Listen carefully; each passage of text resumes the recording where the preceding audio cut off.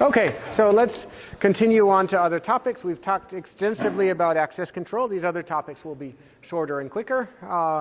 So now let's look back at the, bring up the password question again. Of course, we already got into passwords extensively, but now let's take the user perspective of, passwords as a human-centric authentication mechanism. Now, it's far from obvious that passwords are the best way to handle, user-level authentication. And in fact, many, very famous people have repeatedly predicted the death of passwords, including, for example, Bill Gates in 2004, who said,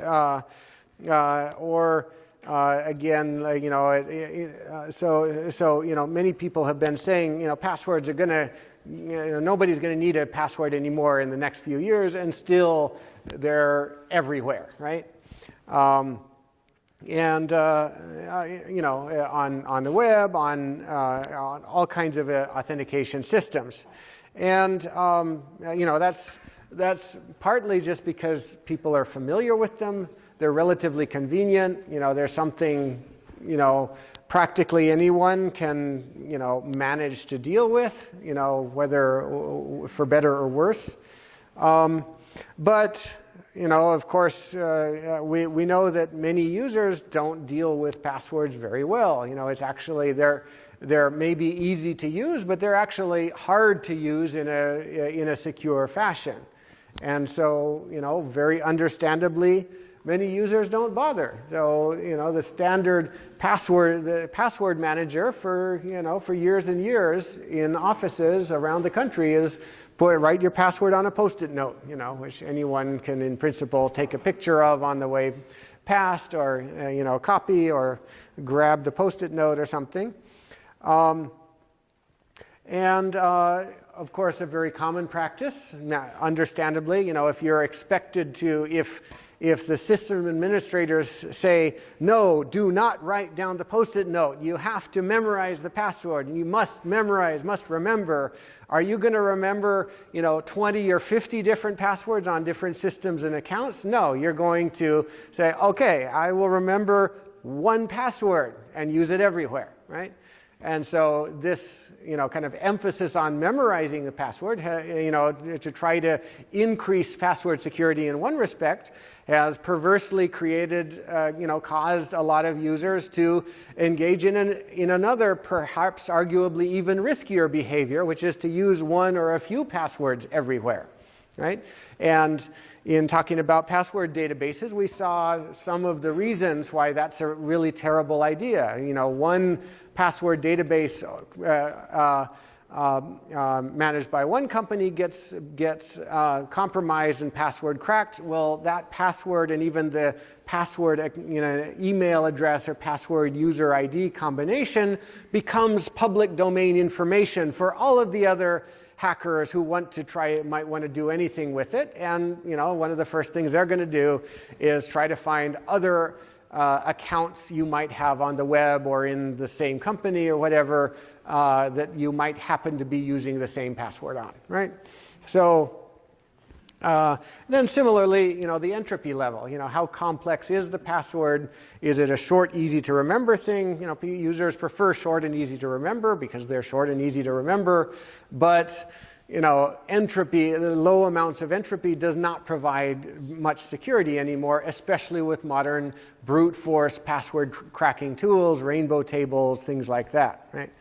So, to have a secure password, it kind of these days has to be long and extremely hard to remember. But then, how do users actually manage something that they can't remember? Well, they go back to the Post-it notes, or So, and then, of course, there's also been, a common system administration practice of forcing users to change passwords on a regular basis. This is again motivated for has good motivation behind it, but it's come to be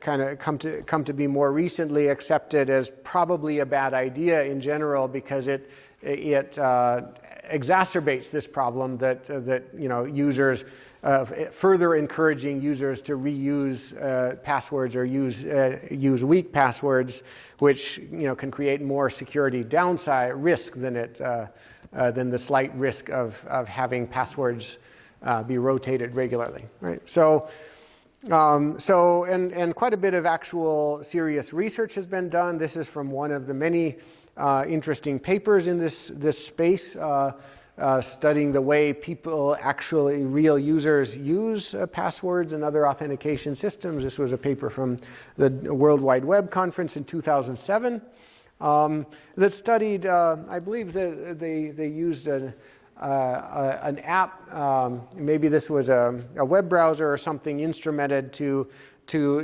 check, when users are accessing multiple sites with password authentication, are they using the same passwords or different passwords across multiple sites? Kind of gather statistics with user consent about how that works. And basically, they discovered, you might not be very surprised that most users were, the average client appears to have about 7 passwords that are shared. And about 5 of those passwords reused at least once within 3 days of installing this application. So even just studying a very short time period, they often observed users reusing passwords across multiple different accounts very frequently. And similarly on the right, the number of websites per password versus the amount of time over which they studied, and so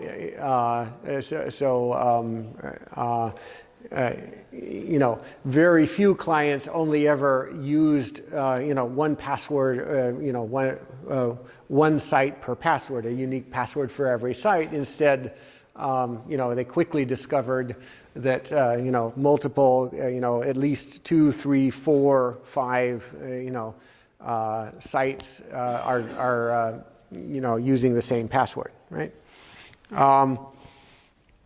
And it's all, in terms of the password habits. You can also break it down by strength of the password, kind of estimates of the amount of entropy in the password. They discovered, interestingly, that users who are choosing weak passwords are also tending to share them across many websites, whereas users who are using strong passwords tending to be using them more uniquely, and so that might be just a reflection of different levels of security consciousness, correlating in that way, but who knows. So anyway, users have interesting password habits, to say the least. Well, I hope not too many users have this particular password habit of, finding that, that's the most, 1, 2, 3, 4, 5, 6 is the most popular password in existence. That must be the best password to use, right? So anyway, so, but again, even fairly strong very strong passwords are at risk, can be at risk in various ways, depending on the way they're managed in the internals of the system. If they're a way an attacker can steal passwords, this is where or, of course, password crack a stolen server-side database. Shoulder surf, if somebody can watch or film you entering your password. Use side channels, eavesdrop the password, look at the Post-it note, whatever, So, again, and there's no, I'm not aware of any consensus that there's either an unequivocally good alternative to passwords at the moment, nor a really secure, a proper, a single best way of using passwords securely. It's kind of a constellation of trade-offs and problems that there's no perfect solution to or even agreement on, as far as I'm aware. But those are some of the issues anyway. So and we've talked about how the user uses passwords. Now let's dive a little bit lower level into the way today's networked systems tend to deal with passwords and authentication, password-based authentication at the network level. And the really pervasive protocol that tends to be used for this is called Kerberos. It's a protocol that came out of MIT, a couple decades ago, long time ago, and has since become a part of practically all of the standard network security tools, including Windows Domain Manager, Active Directory, Active Domain Manager, and things like that. So we'll just focus on just the basic principle of the way these systems work. So from MIT in the late 80s. So the basic idea, and the Kerberos was created back when public key crypto, like RSA or elliptic curve cryptography, really didn't even exist yet. And the RSA and DSA was seen as very expensive, computationally expensive. And so Kerberos really tried really hard to avoid using any public key cryptography. It existed, but a decision was made early on. Kerberos is not going to use public key cryptography, only symmetric cryptography. And so this led to a system based on a notion of tickets. And the basic parties, and so they're typically in any Kerberos system, there's a couple critical servers that play different roles. They could be the same physical server, but they're often different servers. There's the authentication server and the ticket granting server. So the authentication server is what actually checks a user's password to determine, say, okay, check your password, verify that it seems to be you based on your knowledge of the password, and then it creates an authorization to the ticket granting server, which in turn kind of attesting that, well, this user's password has been checked. And then the ticket granting server is responsible to send tickets to different machines that the user might want to log into, representing the many different services, network drives, network servers, web servers, and stuff that you might need or want to be able to log into via Kerberos. And so this is a generic model of how this process works, how this Kerberos-based login process works. Essentially, first, if Alice wants to log into a network drive or a Kerberos-based system, what her client machine, her workstation, is first going to do is it's going to go talk to the authentication server and ask her. That's going to be basically ask her for her password. She's got to convince the authentication server that she really is Alice, and then the authentication server is going to give her back a magic ticket or magic cookie that's basically computed using an HMAC, the cryptographic keyed hash that we talked about, one of the crypto primitives we talked about earlier in the course. And so this ticket is going to be produced from a keyed hash keyed on a secret key, a symmetric secret key shared between the authentication server and the ticket granting server. Right? And if you remember the properties of these HMACs, the property is the important property is if only the authentication server and the ticket granting server know this secret key, and the authentication server computes this HMAC over a message basically saying, okay, I have verified that Alice, the holder of this token is Alice, has satisfied me that the holder of this token knows Alice's password, and so I assume she's Alice, right? So the authentication server basically creates a symmetric key authenticated message using that shared secret that the ticket granting server also knows.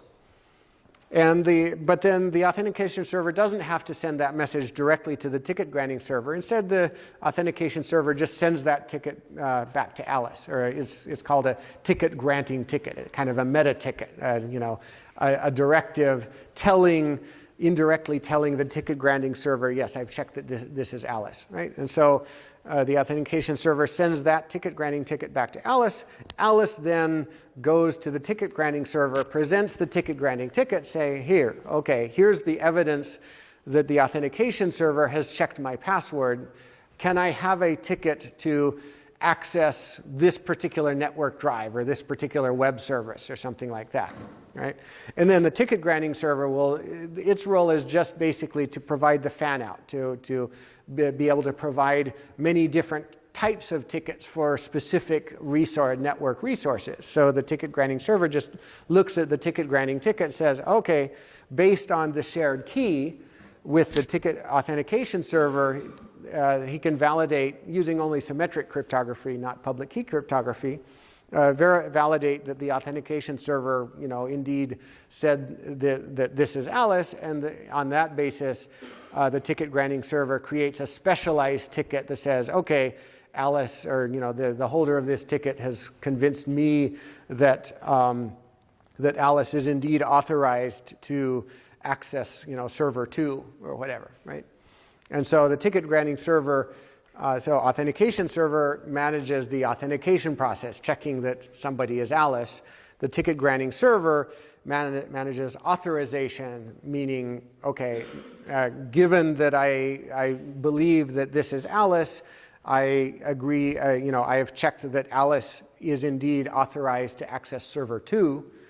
And then the ticket granting server sends, a server 2 specific ticket back to Alice, which Alice can then go and present to server 2 saying, hey, server 2, can I connect to your file store and access your files on it? Right? So that's the general Kerberos workflow. Yeah? Do we actually need two different servers there? The T and the G? Because we can actually use one single server, right? Absolutely. So in principle, there is no fundamental need. Those have to run on two separate, physically separate servers. And I'm not sure how common it is. It might be fairly common that for both of those servers to run on one.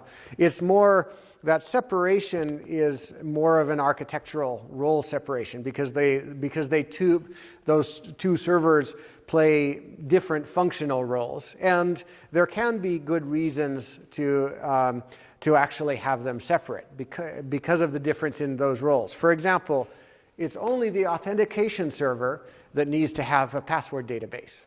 And as we've seen, password databases are insanely sensitive, databases. So, kind of just from a general best security practices, we want to have as little logic as possible kind of surrounding and governing access and use of that password database. So having the authentication server do as little as possible and know as little as possible, about the rest of the system or about anything other than checking passwords is kind of an embodiment of the principle of least privilege. Kind of just identify and narrow down that authentication function to the minimum possible, put it on a special server locked in a room that that only the two top administrators have the keys for, kind of lock it down in every way possible, get rid of, put it on a Linux distribution with Linux locked down with the Linux security modules with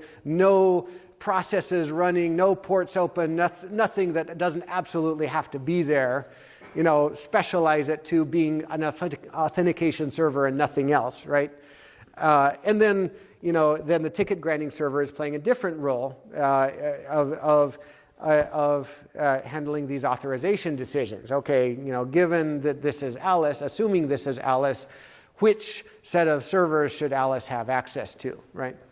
Yeah. Okay, so assuming T is, let's say, super secure, but then someone just takes over G, then it's the same stuff, right? Yes, absolutely. Yeah.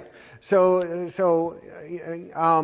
Yes, and this is certainly one of the weaknesses of Kerberos. These are both still single points of failure.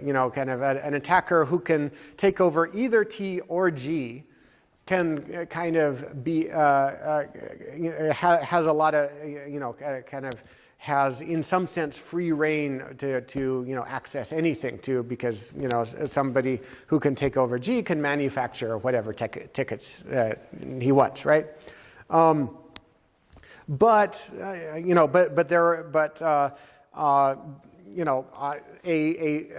that might be only a fairly ephemeral an attack that the attacker has only for a short period of time. Like if the attacker doesn't succeed in breaking the authentication server and breaks into the ticket granting server for just a few hours or a few days before that's detected, and they don't get the password database, then maybe they can be successful. They, of course, some damage has been done. They've managed to access these servers for a while, but at least they didn't run away with the password database and kind of do this much more permanent damage, right? So it's just a difference between really bad or insanely terrible outcomes, and in general.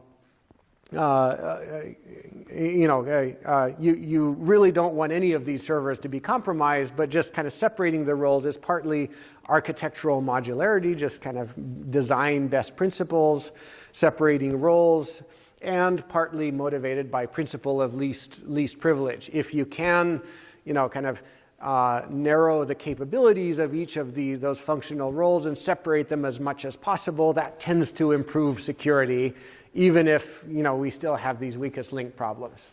Right? Yeah, very good question. Okay, so that's the general idea of the way Kerberos works. It's useful. Hopefully, not many of you will have to muck around with Kerberos protocols directly at that level, but it's generally useful, given its pervasiveness, to understand the basics of how Kerberos and this kind of thing works. So, why was Kerberos designed this way? For various reasons. It has advantages. It's distributed. It doesn't. It never communicates passwords in clear text over the network. So that's an early win. You definitely don't want. And earlier protocols definitely failed that test before Kerberos became pervasive. And this was a huge weakness while passwords were still flying around in clear text. It has various reasonably well-defined protections against different kind of spoofing and replay. Tickets are valid only for a limited period. So if a user hasn't used a ticket for a while, then their client is going to have to to go back to the ticket granting server or even back to the authentication server to get new fresh tickets that are still valid. And that limited period of validity reduces the time window when an attacker can, say, use a stolen or compromised ticket to act maliciously on behalf of a user. Now, the attacker still has that window, and for efficiency and various other reasons, this window is often, hours or more, and that can still give attackers a lot of power if they do compromise tickets. But, at least it's finite rather than infinite, right? And tickets tend to be valid for much shorter time periods than passwords, say. So they're less sensitive in that respect. Kerberos is far from perfect. Like we just discussed, both the ticket granting server and the authentication server are single points of failure or compromise. It's really bad if either of them gets compromised. And other kind of practical disadvantages, the clocks have to be not too far off from each other. If clocks are seconds or maybe maybe a minute off from each other, it'll probably still work. But if a clock is half an hour or two off, then everything will just stop working because all the timestamps will be wrong. People will, one server will be saying, well, that's in the future. Another server says, no, that ticket is expired. I'm never going to accept it. And users start screaming. Right?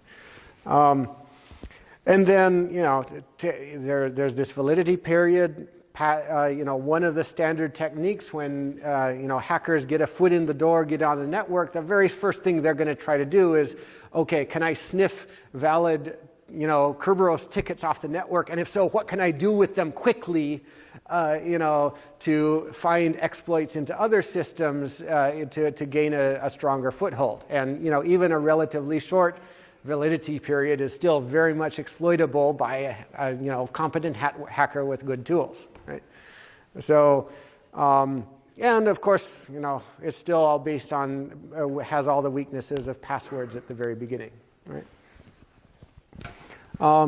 Okay, so that's Kerberos with its advantages and disadvantages. Let's look at some of the ways that you know that companies are increasingly and in many cases have become common practice to improve beyond the security of plain passwords. And the most common security practice is two-factor or multi-factor authentication. So the idea is, so there are different classes of ways we can authenticate, you know, call them factors, which we might be able to use to persuade a computing system that, yeah, it's really me and not an imposter trying to masquerade as me.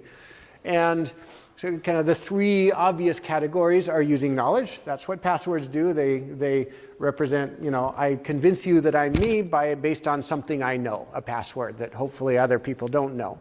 The second is biometrics, something I am, like a fingerprint, a retina pattern, anything, you know, you know, a genetic drop of blood in the movie Gattaca, or, you know, there's a zillion different choices of biometrics we could choose with different trade-offs, and then things we have, you know, a token, a card, a key, a USB dongle, you know, kind of something physical that you might have that you use as a factor. And so two-factor authentication is the most common special case of multi-factor authentication, and basically you just say, okay, pick two of those categories, and, you know, rather than just one. You know, password security alone is just picking the factor on the left. Two-factor authentication means, okay, typically means use password and a biometric, or password and something, and a token, physical token of some kind. Right?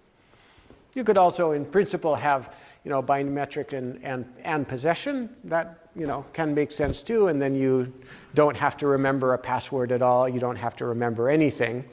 And in fact, you know, there's a very common instance of that particular multi-factor authentication that probably many of you are using all the time. Can anyone gonna suggest what that is?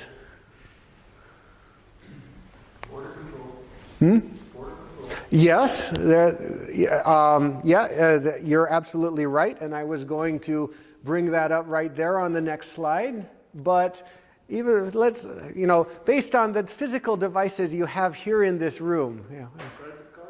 What? Credit card? Credit card, yes, but okay, so that's this example on the left, so credit card, when you're paying in a restaurant, you're just using basically the card itself, but when you're taking it to an ATM machine, you're using a password and the physical card. So that's basically, you know, the left side, you know, knowledge plus possession. But what about the two right categories, biometrics plus possession? How many of you had? Yeah. Okay, what kind of phone? Yeah. iPhone? iPhone with fingerprint reader or Face ID? Either way, yeah, you know, so most recent iPhones are two-factor authentication devices that combine possession with, you know, biometrics in the case of a in the form of a fingerprint reader, or you know, or Face ID in the case of the iPhone X, you know, and so and it's, you know, in many cases using that instead of passwords as a convenience. So you no longer need to enter a code each time you get into the device, right? And so in other words, so basically all, you know, combinations of these are possible and, you know, in use in various ways. Right? So yeah, and again, these are examples. ATM is typically, a physical card plus a PIN that you have to enter. Airport security is often, something you have to have. Plus, it takes a picture of your face, which, supposedly the border control agent is going to look at and compare, make sure you look like what your password says you're supposed to look like. That's the biometric part. Whether they actually pay attention or not is another thing. But that's the principle, right? So. Yeah, so we have these different authentication factors, something you know, something you have. Now,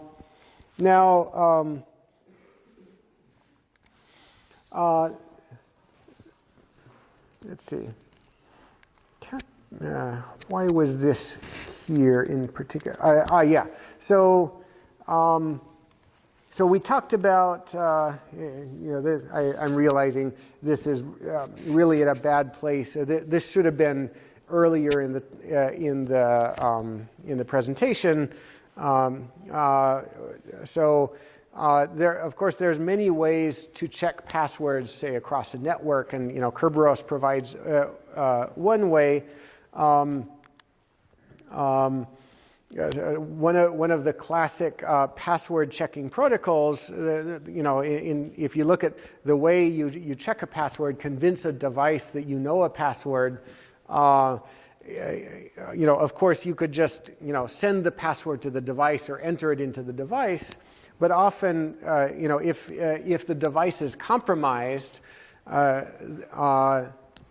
in any way, or somebody is eavesdropping, you can be in big trouble. And so this led to the creation of a lot of different protocols for convincing someone that you know a password without actually revealing it on the communication. And one of the classic examples of such a protocol is the Lamport one-time password protocol from Leslie Lamport, which is super simple in concept.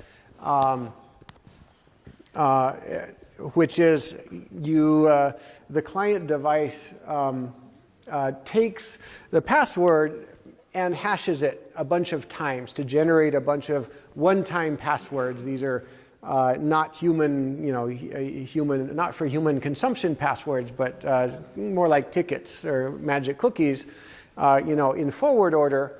And then we consume them in reverse order. So you've hashed things 100 times. You're going to use the 100th one first, and then the 99th the next time you log in, and then the 98th the next time you log in, and so on. Yeah? So what happens if the gets out of sync? Yeah, so that is a problem. Now what what the basic protocol says is that each time you log into the server, you say, okay, I'm Alice. And then the server tells you, okay, you are at, login, one-time password number 95. Please send me the hash, the pre-image that leads to that hash, and then the user computes up to that point and provides that to the server. Now, this is whether an important now, to be secure, the user has to have, the client device has to have some state that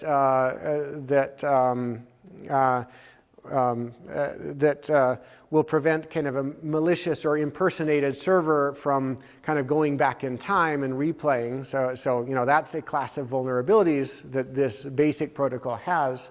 If replay is possible. Also, a malicious or impersonating server can just kind of pick a small n, kind of get in the middle, pick a small n, have the user provide the answer to that, and then the user, the malicious man in the middle server, creates a bunch of one-time passwords in the meantime, and replays those to the real server to get back access to the real server. So this protocol, is an example of a protocol that is secure, provably secure, under certain very, kind of restricted scenarios and assumptions. But it's, not a general protocol. But it's an important and at least simple to understand example of the type of technique that the type of a large class of protocols that the modern system tend to use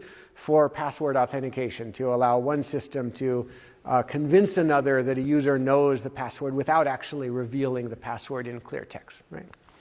So yeah, so that's how we deal with passwords. Now we talked about, a second factor is biometrics that we often want to use. Again, so good, well motivated in that it's in principle it's harder to fake my fingerprint or a user's retinal pattern or something like that, and if it's done right, it's easy to use. You don't have to carry anything around with you or remember anything. It's convenient in that respect, and there's many different ways to fingerprint, people biometrically.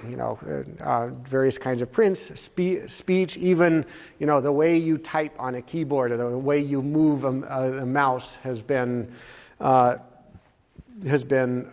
proven to be possible biometrics. So now there's a lot of interesting challenges and potential security issues with actually making biometrics work.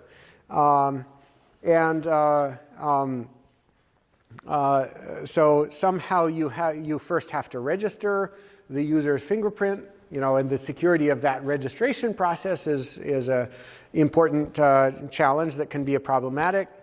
And then the actual process of comparing it against an existing fingerprint can be a challenge.